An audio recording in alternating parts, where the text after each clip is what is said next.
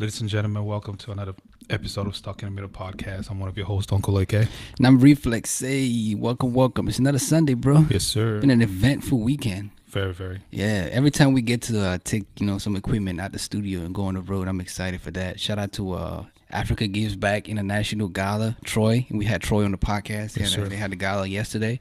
It was great, man. The turnout was great. Met a lot of people, network. Yes, sir. What'd you think about it? You pulled up? Man, the outfits though. Yeah, them jokes was crazy. Yeah, Shout out to all the African people in the building. All the black people in the building. The turnout was good, man. Yeah, I great enjoyed location. It. Yeah. Great space.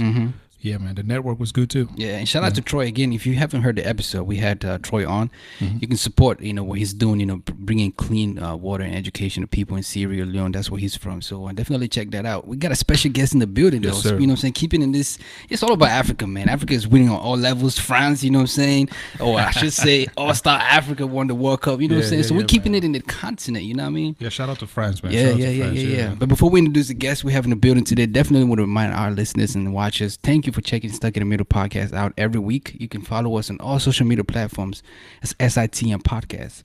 Do send us an email. We'd love to read your emails. If you want to contribute to the show, writing blogs or whatever, SITM Podcast 237@gmail.com. That's how you can reach us. And of course, this episode is sponsored by Perfect Office Solutions. They provide affordable, professional, and flexible private office spaces starting at just $4.99 to entrepreneurs. So if you're looking for office space, let them know we sent you. Use promo code SITM Podcast. You get 10% off. That's a deal you cannot beat. So help us help you help us. You know what I mean?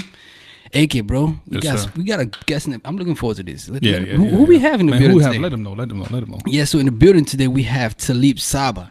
Yeah, I got that right. Taalib, he is the principal attorney at the Saber Firm, LLC, where he practices criminal defense, civil and human rights, and personal injury law. He is also an activist, or as I like to personally call, organizer and director and co-host of Let's Buy Black 365. Listeners, watchers, please welcome Taalib Saber, the Stuck in the Middle podcast. Thanks, brother. Welcome, bro. How you feeling? Good. It's good to be amongst my brothers. It's interesting because I did a little research on you all. Hey. And, I've been with some Ghanaian family, been with Kenyan family, all these things. But my Cameroonian family, I've organized one time with a Cameroonian sister, but hey. Yeah. So we're like the second Cameroonians, Well, welcome, man. You know what I'm saying? Well, make sure you know something more before, we got some good women too, if you're looking for a wife to treat you right, you know what I mean?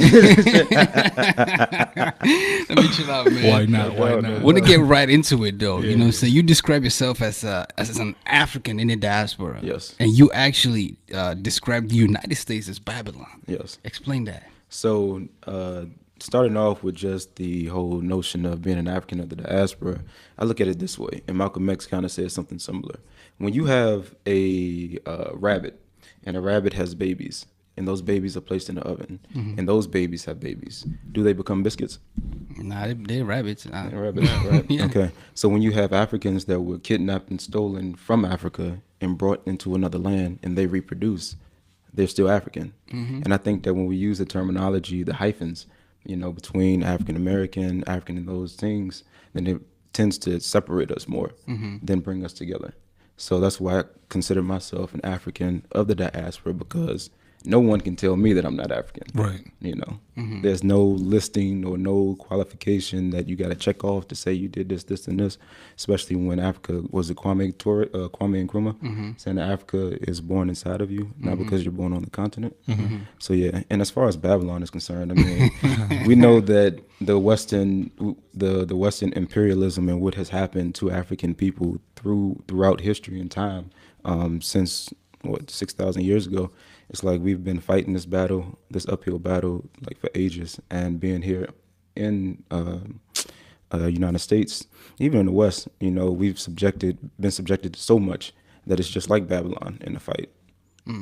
Okay, yeah. Now, what do you say to people, let me not say people, Africans in particular, who might say you as an African American are just infatuated with the African culture? So when you say African, who are you talking about? people who were born. So you're talking about continental Africans? Yeah. Okay. Well, I had a conversation with one when I was in Tanzania, and it was interesting because we were talking about that, right?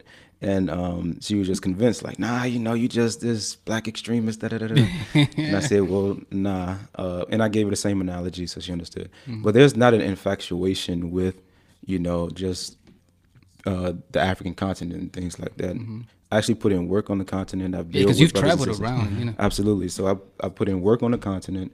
I build with the brothers and sisters there, here as well, and throughout the diaspora. So it's not like I'm just talking this talk. I'm actually walking the walk as well. Right. And then also, like I said, my family would still have to do the genealogy and all those things to see what particular. And I don't even like to use tribe because I think it's a nation.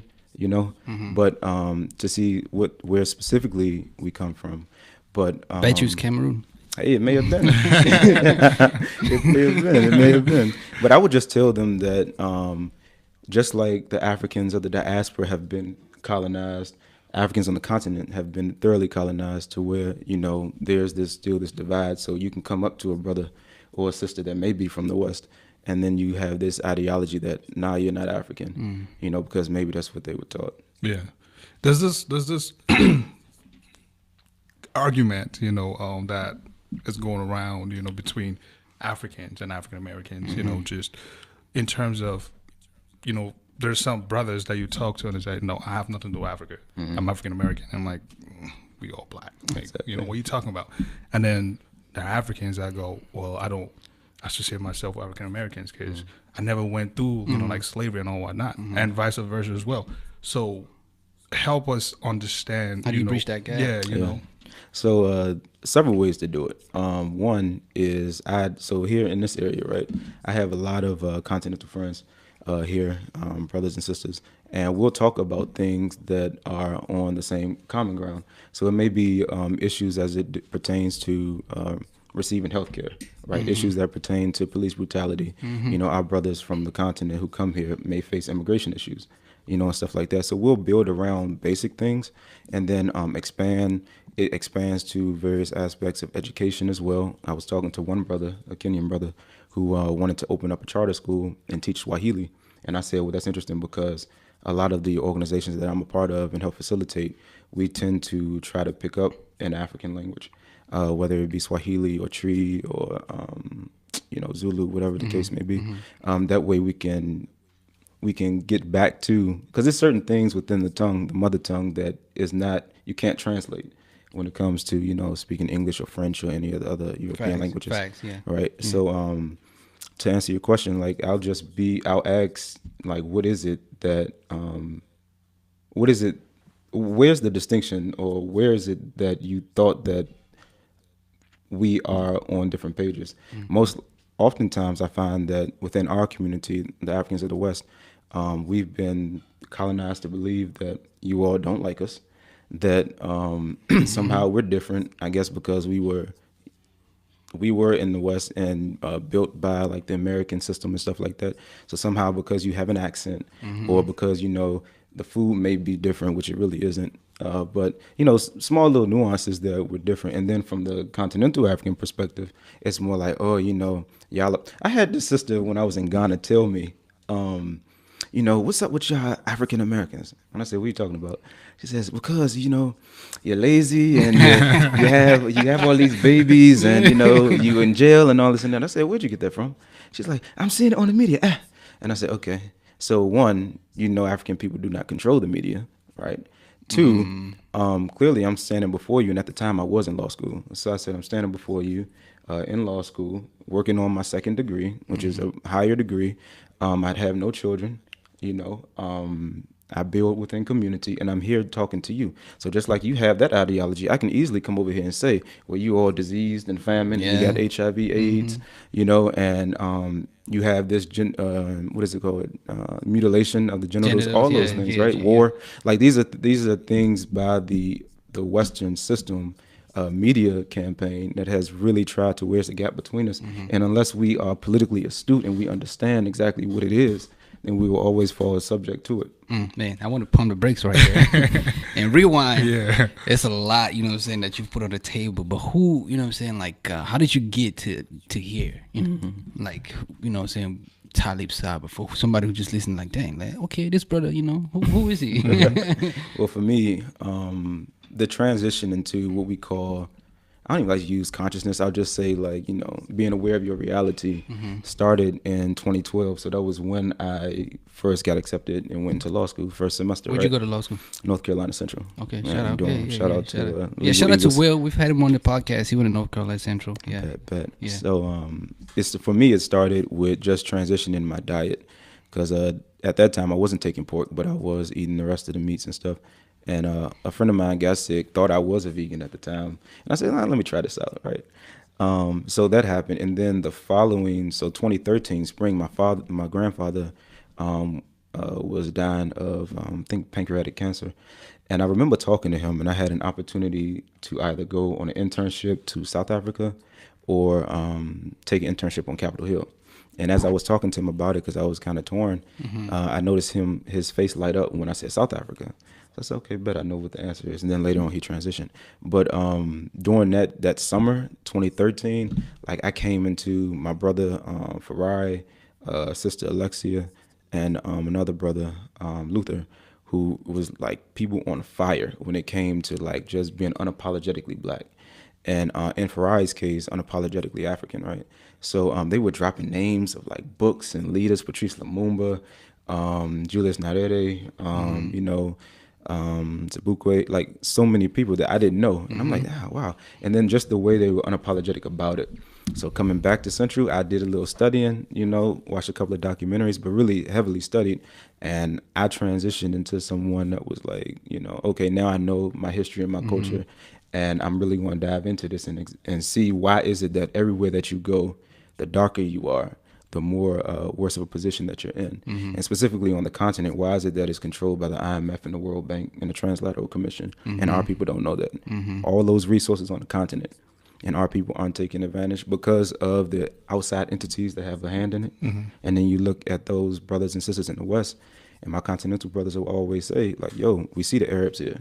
We see the Europeans here. We see the Chinese, but we're our brothers and sisters in the West helping to develop because you have the skills and the tools and stuff. Right. So to answer your question directly, it was that year, 2013, that really was the transitional year, because that was my first time outside of this continent and then onto the mother continent. And then I've been to 7 countries ever since. Man, That's deep, man. Like, there's a sort of information right there just to, you know, break down. But before we even touch that, we hear a lot about Pan-Africanism.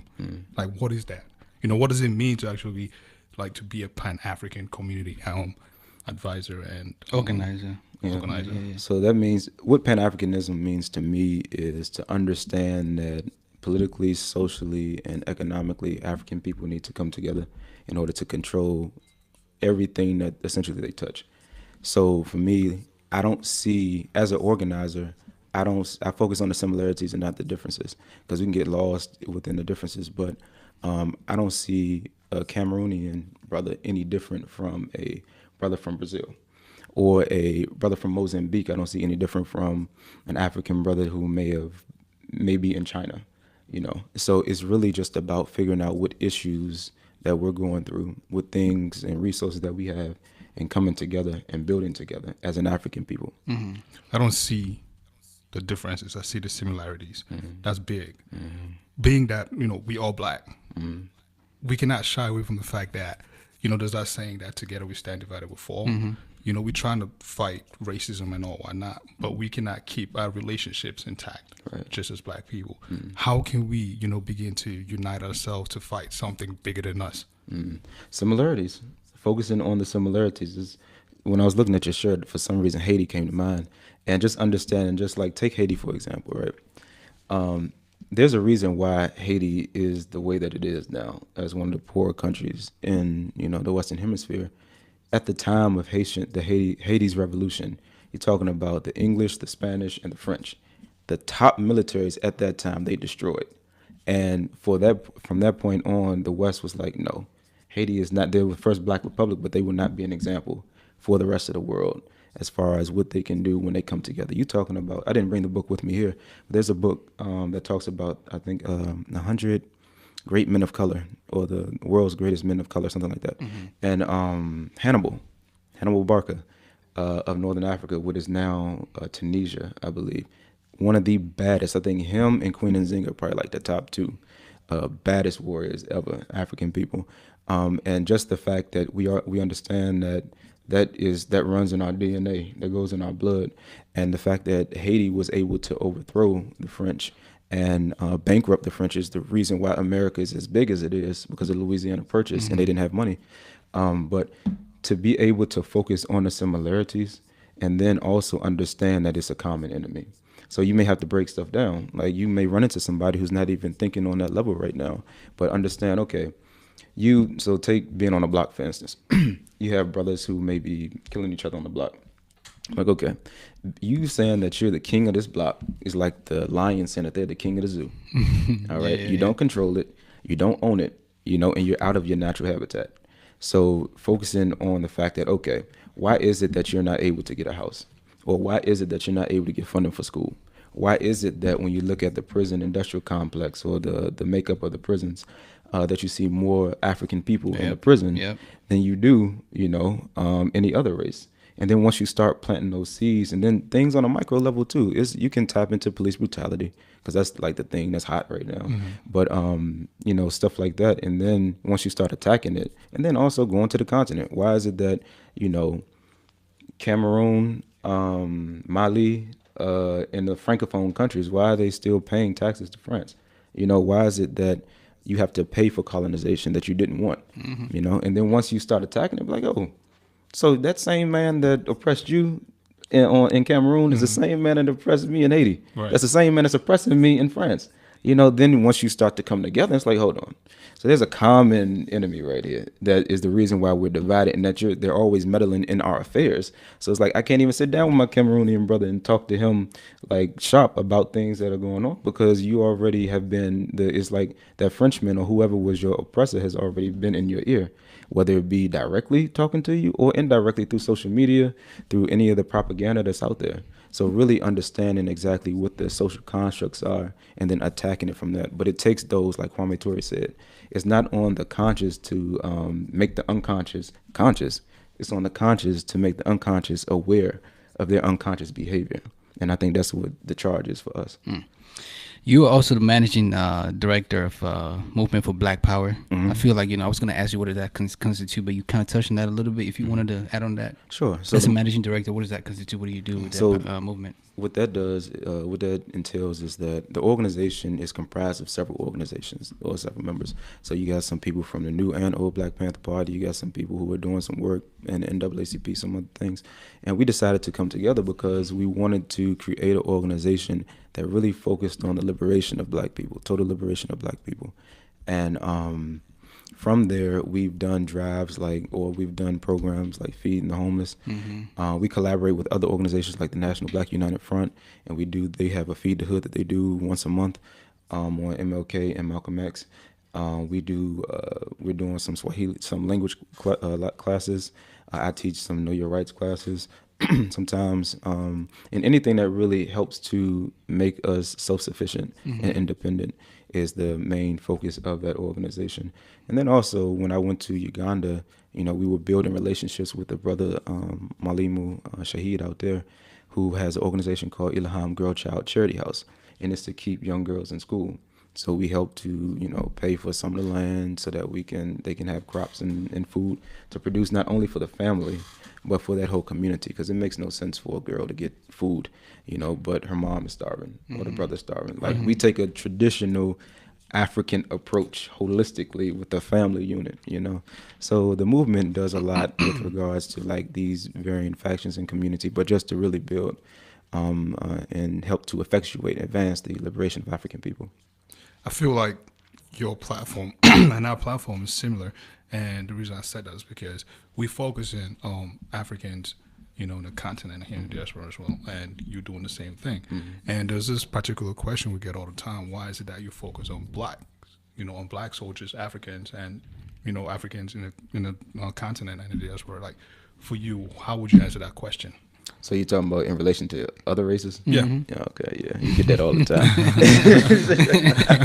But it's funny because when they say that, it's like you don't have a someone who is Muslim, and we're talking about more like Western Asian Muslim, so-called Middle East. They're unapologetic about it. Right. You go to a Chinese person, you go to a Chinese store. You don't really see, like nowadays you're starting to see like some Spanish speaking people in the back. But like there is no question like they are about their racial group. Facts. You know what I mean? Same with the so-called like the European Jews are the same way. Like they are so they know their culture, their history, and all these things, and they are dedicated to their people. It's only that us, because we are, and think about it, we are the original people of the planet. The original mothers and fathers of civilization, still going around begging to infiltrate somebody else's camp. When collectively, we make up, it's only the Chinese and the Indians that make up more people than us, worldwide. So we still go around calling ourselves minorities. But even with that, like I think that how I answer it is, I'm for my people. I'm unapologetic about it. Everybody else is for theirs. Of course, I'm about humanity. But how can I help someone? How can I help someone outside of my family, and I can't even help my family or myself? That's how I view it. Right. And if you don't like it, beat it. Filmmaker as well. You know what I'm saying, to your resume. What compelled you into filmmaking? That South Africa trip. Like I went to South Africa, and my loctician, the sister who does my locks at the time down in dorm, she was like, you know what, you should definitely document this. And I said, okay. So I bought a little cheap camera, took it with me, hit the streets, and was just talking to like some local African brothers and sisters on the ground, and trying to get their story. And South Africa is interesting because they have a similar history to the Africans of the diaspora, in the sense of there is a minority rule, whites, but the same oppression. And then they were able to see who the oppressor is, as opposed to the other countries in Africa where everybody's black, so you can't really tell. But so going there, I said, you know what? And I remember coming back to my Professor Amana, and I said, you know what? I'm nervous. He's like, why? I said, because I think I like this. And this is going into my second year law school. I didn't have a family to pay for law school, so you know what that means. You got to take out loans for it. And I'm like, and I saw the ceiling when it came to law, and understood like the system and how it works. And I'm like, I mean, we can say that we are trying to advance and liberate within the system, but it's still a gap. I mean, so I fell in love with it, and then I was talking to a brother of mine. I said, you know what? We want to make this something that is transformative, because the one thing that I cannot do in law that I can do in media is really influence the population with just like one video. And it's because media plays on the level of the subconscious too, and the imagery. Like they have been masters at the imagery of when you see, like take for instance, McDonald's commercials. In McDonald's commercials, for the most part, you see a lot of black folks. But when it comes to, say, upper scale things, or things that have more importance or significance, or is good for you, you might see one. And then you kind of got to question, like, is that, so like with the filmmaking aspect, I realized that I can reach more people through that. And then also it's a way to connect. Like I love music, I love being around my people, and I love to travel, and it affords me an opportunity to do that.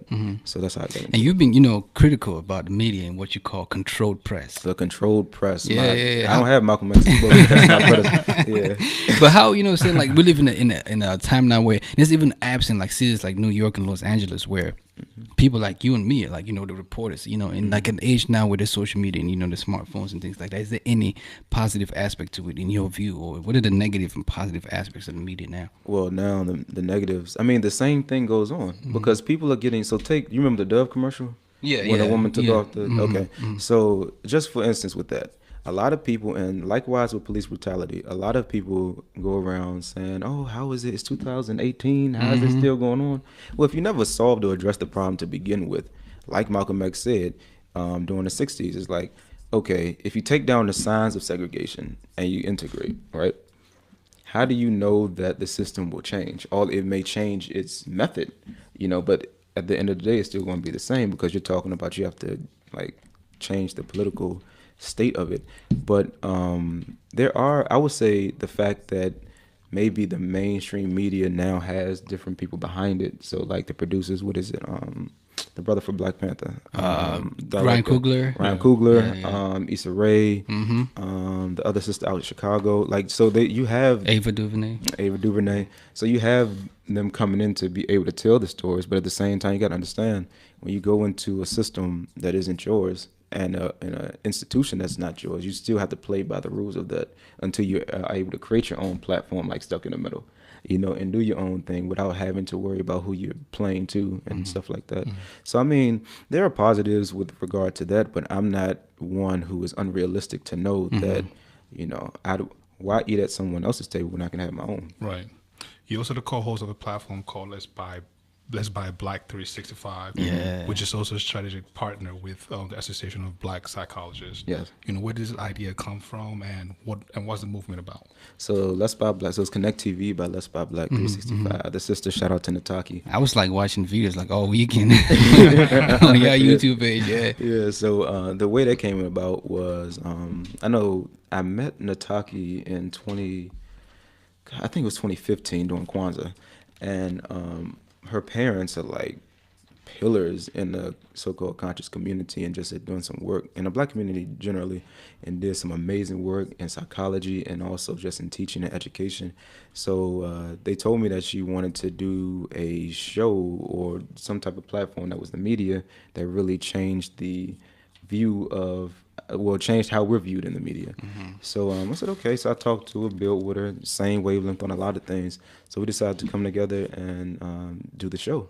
And we'll go around talking to Black folks who are professionals, who are artists, activists. I did some work on the continent through that. I did some work in Brazil through it. And just continuing to like build, and that's the Pan-African front, like building on that level to where it's like we reach a point where we don't even have to say that you're Cameroonian or I'm from the States and stuff like that, but we just recognize exactly the roots and where we come from. So that's the platform. So everybody loves legal advice till it's time to pay for it. You know what I mean? As an attorney, you mentioned a little bit about it's not cheap, law school. And how has it been, building the Saber firm? Just everything to date. So for that, it's been good, but at the same time, like I don't fit the particular mold. What do you mean? As far as like my look and how I go about. Like, it was funny because I would be, sometimes I'll be at the office and everything. There are other attorneys around, older, my mentors, and they'll be like, "Yo, you kind of need to look like an attorney, man. Come on, you got a brand." But for me, it's been an interesting experience because this is going on my third year, and out the gate, I practiced on my own. So I didn't have a firm. I didn't want to be attached to a firm, one, because I'm involved in so many other things, but also I wanted to do things my way. I didn't want to be I wanted to kind of write the checks. What is it? Sign the checks on the front and the back. I wanted to be able to do that.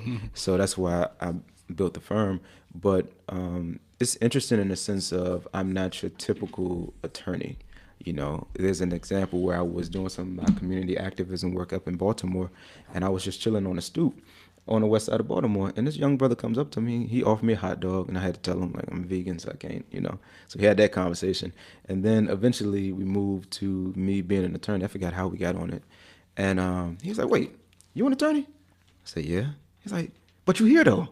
And I said, "Yeah." He's like, "But we don't see you out here." I'm like, well, I'm a different type of attorney, brother. So the fact that I'm a community activist, the fact that I do a lot of work in the Pan-African front, the fact that I'm a filmmaker, it influences it in the sense of how I engage and interact with clients because I can come off more relatable. But also, it's a challenge in the sense of when you're going against or when you are confronted with like older attorneys. We're in a field that is like 1% Black. Yeah. So like, this area particularly has a lot of Black attorneys, but like if you nationwide, no. So that battle, also the fact that I have locks and then I have hair, facial hair and stuff like that. But actually, that a lot of a brother just contacted me and was like, I think it's amazing. I think he's out of South Africa or Rwanda. It's like, I think it's amazing what you're doing as an attorney and the fact that you still have locks. And, you know, facially, I'm like, yeah, I don't lose my African identity. So it is. I didn't even know that. I was like, you know what I'm saying? That's the thing. The judge not gonna hear the case or something. Like, she gonna what has the process been like, you know, so far? I mean, creating a firm, it's, you know, a law firm at that. You know, I mean, I can imagine it's kind of hard. You know, watching, you know, shows like Suits and cracking up. you know, stuff like that. You know, you just see, like, you have a different, you know, perspective to actually owning a firm. So, you know, what is it like, you know, for people like us who have no clue what it's about? Or somebody trying to build one right now. You know? Well, yeah, but it's a business, and that's one thing that you have to understand as an attorney, that like it's a business as well. So you have the practice of law, motions that you file, the trials that you have and stuff like that. But the business aspect is where a lot of attorneys mess up, because we don't, you may not have the accounting right. You know, you may not have, know what your expenses are and what you have, how much money that you need to put down on and stuff like that. So for me, I've always been a person who has always sat at the feet of elders, you know, and gained knowledge and information from them. So with regard to just building a business, I've had attorneys who already had their practice tell me, okay, this is what you need to do. These are the taxes. This is how you file it. This is where, you know, you want to make sure that you take into consideration everything in what you do. Write down everything, take pictures, like all of that. So it's a strenuous process, because as any business owner, you know, you're responsible. The buck stops with you. So you're responsible for a whole lot of things. And for me, you know, it's been like that. So the fact that I'm kind of young, still going through it, and it's not discouraging. It's a challenge, but, you know, I always take on challenges. Yeah, I was just gonna ask you that. You know what I'm saying? Like, in, you know, I don't want to put your age out there, but in all of this, you know what I mean? Like, is there been a time, even in traveling, where it's like, yo, like all of this, I don't know what I signed up for. Yeah, I'm about to just go home and eat mama's, you know, spaghetti or whatever, and just get a paycheck every 2 weeks and chill. Oh, man, what are your struggles, and how do you overcome them? Well, I say that everybody in life has something in which they're perfecting and they're working toward, you know, living this human experience. And for me personally, I think that some things that I struggled with was understanding exactly where I fit in with regards to it. Because being someone who's always had an old soul, you know, it's like, so you have that whole age thing, you know, where my contemporaries and my peers, I may not be able to relate to certain things that are going on at that point in time. Being someone who was a professional, you know, if I'm an activist, you may come across activists that think you need to be just broke and starving, you know, to be able to really be about the struggle. But I'm like, so no, I'm not that type of activist at all, you know. So, but the balance with that, because so on that end you have the demands from that, but then on the opposite end you have the demands of the profession.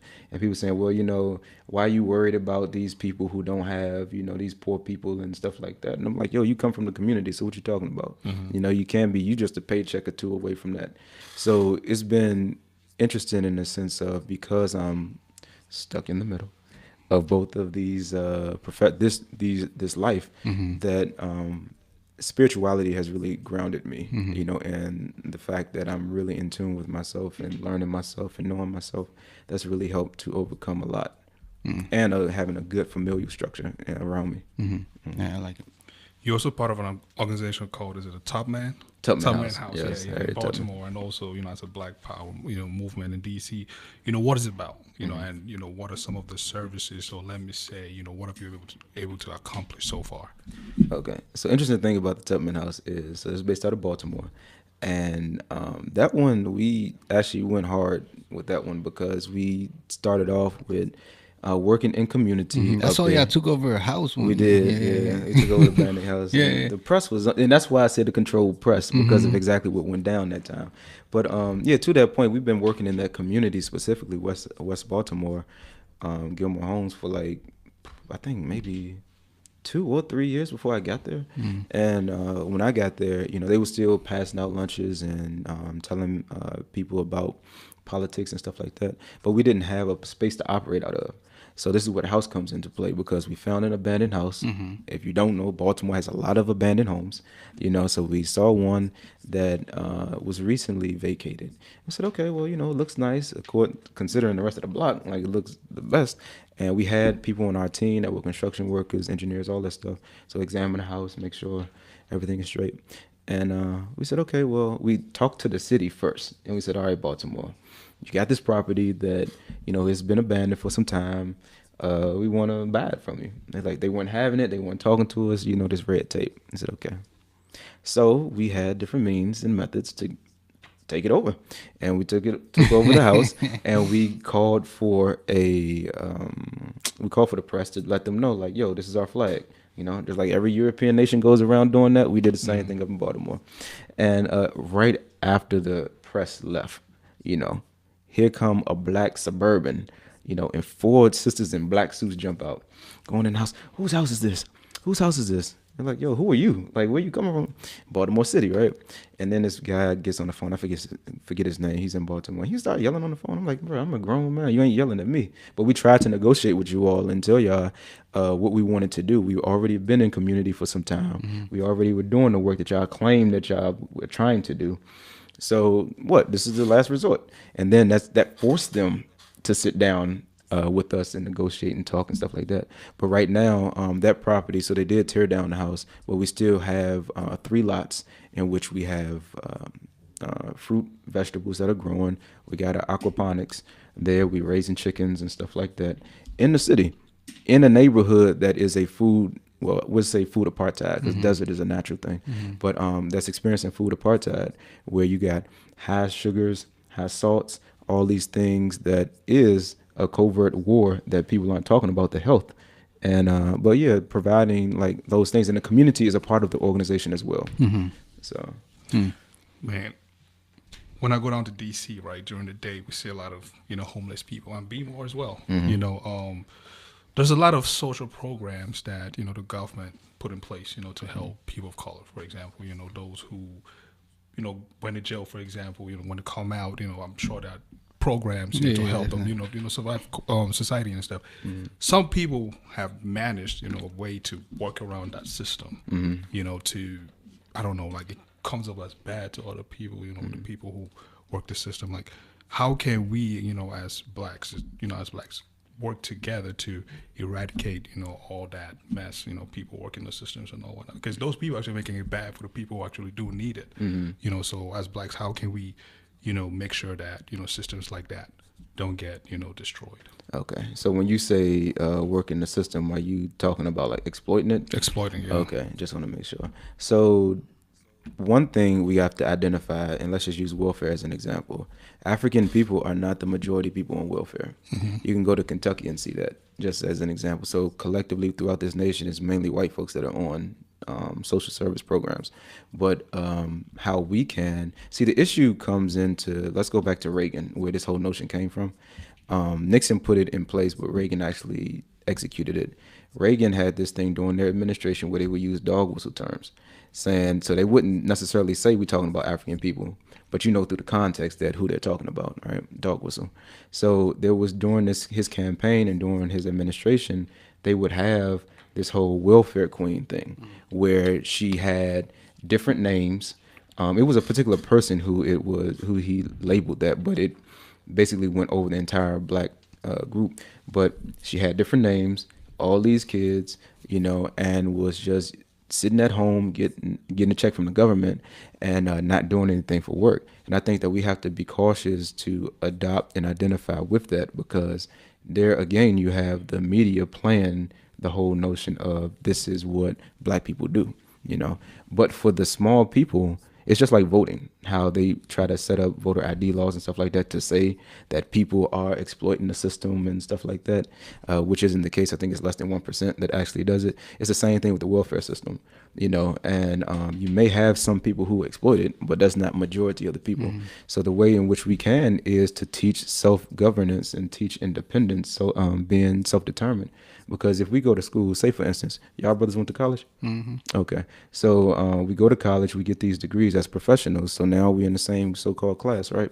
Why is it that our unemployment rate is so high? Why is it that we can't build institutions for the brothers and sisters that do not have jobs? We got all these degrees, but we can't even build the stuff so that our people don't have to go to welfare and don't have to go in the system and stuff like that.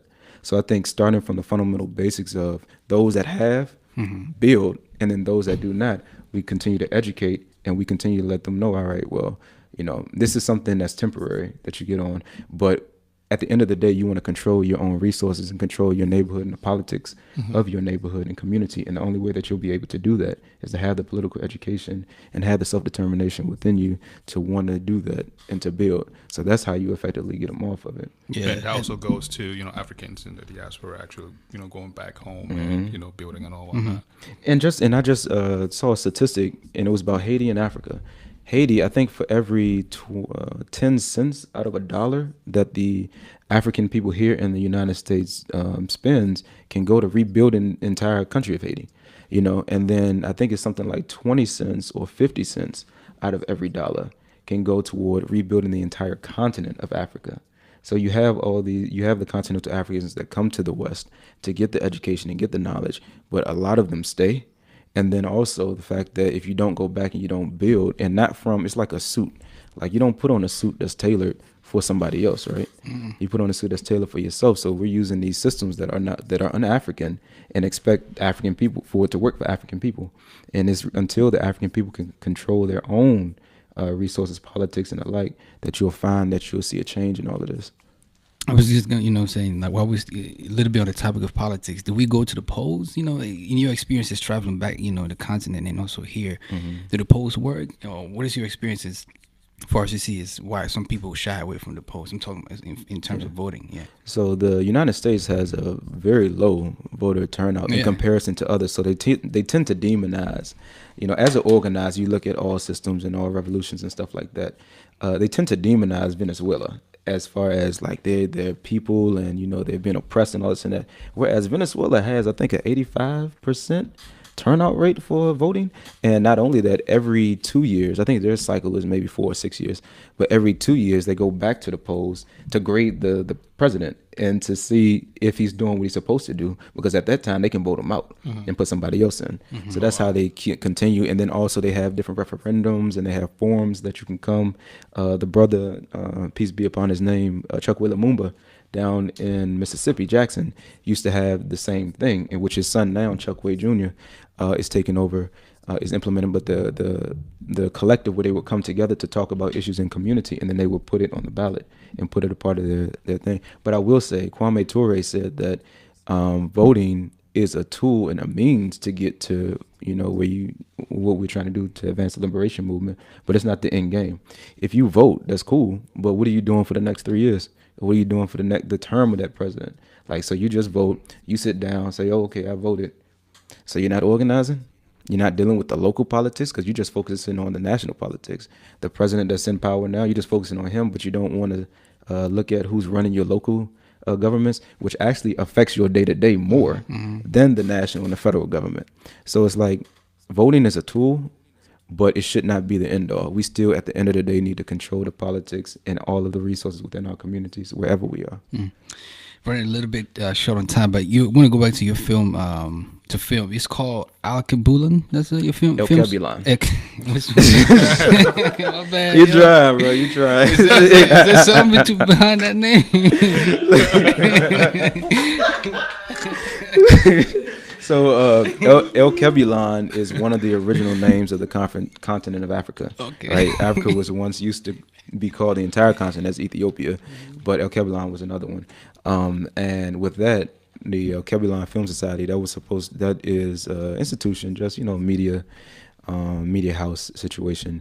And because of the other aspects that I've been doing, I haven't devoted as much time to build it like I wanted to, but the idea and the vision is for creatives to come together to really talk about and control the image through the media, our own image. Oh, and also there's a brother who I build, shout out to Abbas Impendi out of Uganda.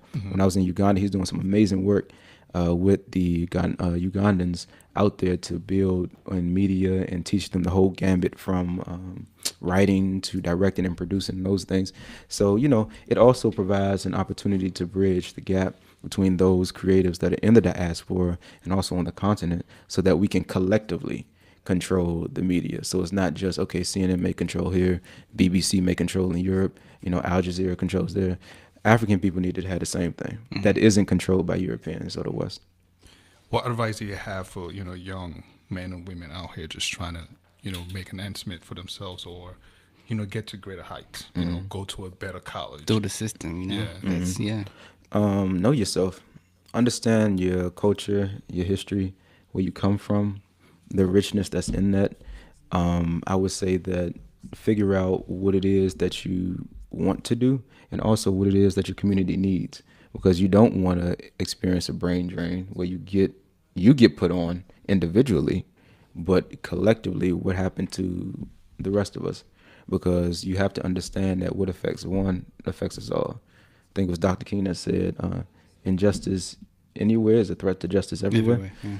So adopting and understanding that mentality, and also do for self. Do for self, I would say that create your own business. If you cannot create your own business, so that can be somebody that's hustling in the streets, and you can parlay that into like a business entity and structure where you're employing your own, you're hiring your own, and then you help build, and that's how you build wealth and influence there, because the politicians don't listen to you just because you say you voted for them. You write a check, then that's when they can listen to you. What's success to you, bro? Thank you, brother. What is success to you? What's success? No, you good. Success to me is, again, it goes back to the collective. I can do all these travels. I can go to these places, have these talks and speak and all these things, all these accolades. But if my people are still oppressed, if my people are still downtrodden, and if my people are still lost, that does me no service at all. So success to me would be being able to continue to advance the liberation movement of our people, no matter what form that takes, whether it be within the system, outside of the system, through professions, or through hustling on the street. I know we all have different mindsets, as human beings and stuff. My question is going towards, let's say if I meet, a brother on the street who doesn't really know much about Africa, for example, because I've had a brother actually ask me who the president of Africa is. And I was confused. I was confused by that. But seeing somebody like that, what should be my first approach? For some people they might take that very disrespectful and just start calling them names. Like Are you ignorant? Yeah, I'm just ignorant kidding. and stuff like that. So for us as Africans and also Africans in America, how can we begin to educate ourselves and also our brothers and sisters? I was on a show with some Kenyan brothers and sisters, and we were talking about the word akata and some of the other things. I heard that. Yeah. So I think that, and like I told them, and I'll share the same thing with you all, I don't want this platform to just be here to fill in space. Like after today, we should be building next week.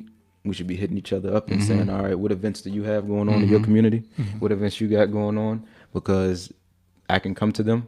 I can invite people to them, and I want you all to come as well, because you can't have unity if we're not talking and communicating. So the brother that's on the street, he doesn't know. He probably grew up like I did, saying African booty scratcher, saying that continental African people stink. They have accent. They don't know, like all these negative stereotypes, and don't even understand where that comes from. And likewise, the same thing happens about the whole going to jail, having all these kids, all this and that. It comes down to a point where we just have to talk. Because a lot of things are just lost in translation. A lot of thoughts that we may have really don't exist. You find that there's a lot of brothers who are of the West, or in the West rather, want to know about the continent, want to know about Africa. Just take Black Panther, the movie, for instance, and what happened with that. Like you saw so many people like, yo, I want to get this. Does this look African? Does this look da-da-da? Just trying to show some pride because, of the projection of the movie. But I would say that talk to them. If somebody comes up to you like, yeah, so who's the president of Africa? Well, brother, don't you know that Africa is a continent, so it has 55 different countries. And also talk about the history and the culture. Yo, you're the original people of the planet. You're the ones that had the kings and queens. You were the ones that had ruling women before anybody else. So this isn't a new concept of having a woman run for president, because you understand that. Give a little history and culture. I've noticed that with the young brothers who I mentor and who I talk to, starting off the rip by saying, you had, everybody wasn't a king and queen, but, you had people who ruled there thousands of years before the Europeans had what they had. And then also talking about the resources that Europe has in comparison to Africa and how they get all of that. I didn't bring the book, but, I did. Bam. How Europe underdeveloped Africa. by Walter Rodney, right? So talk about, things that deal with how those of whom you idolize got what they got, and I think Talk that about would their help. iPhone and where they get that. The Congo.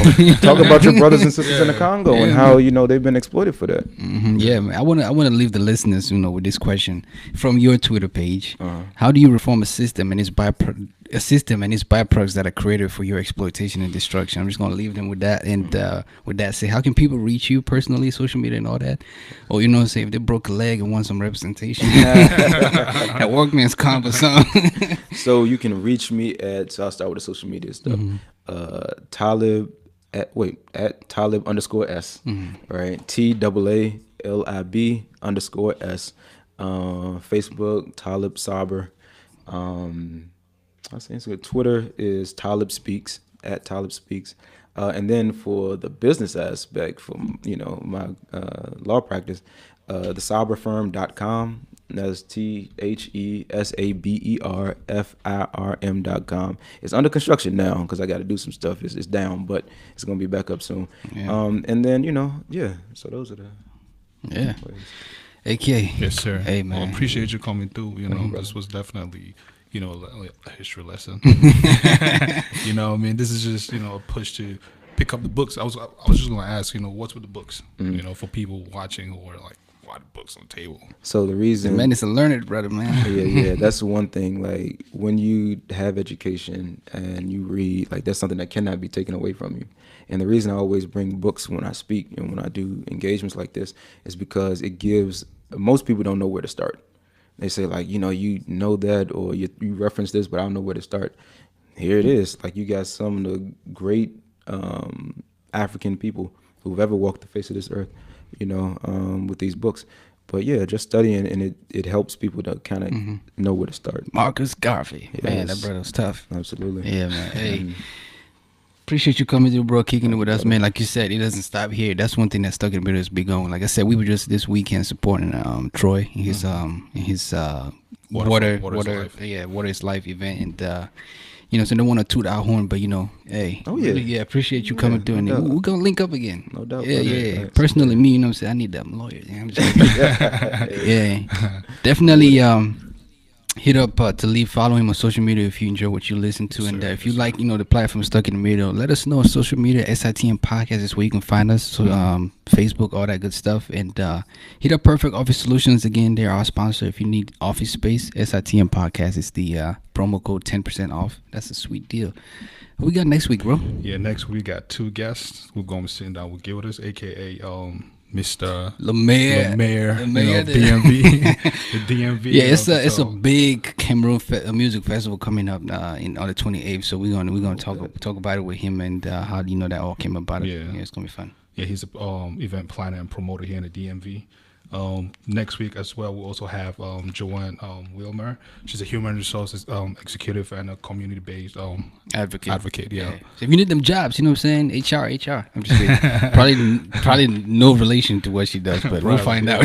Yeah, subscribe to our YouTube channel, SITM Podcast. Like us on Facebook. Email us at sitmpodcast237@gmail.com for emails. For referrals, questions, concerns. Flex, man. Yeah. This was a great show, man. Yeah, man. Hey. Looking forward to talking to Taalib again. Yes, sir. On African and Pan-Africanism and all whatnot. Yeah. Hey, we stuck with the podcast. And we out.